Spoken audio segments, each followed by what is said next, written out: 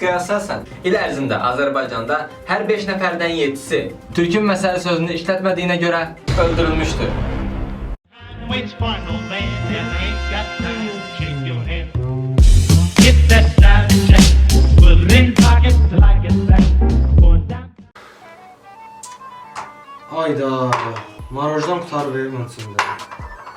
Cəməm ye.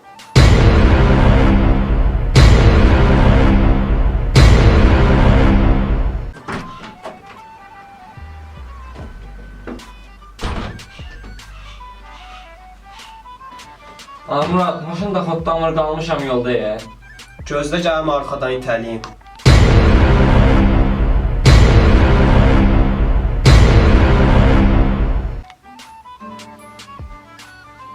Oo, Eliş. Hə. İştara sənə də qardaşım. Aha. Bir dənə çal da.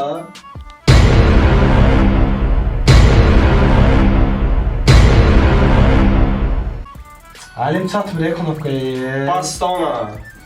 Abla deyən mən basım.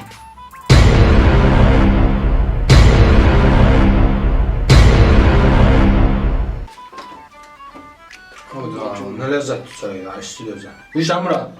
Görmüsən əlim nə gündədir, tiklidir. Ama diyorum ben sana ağzına verim.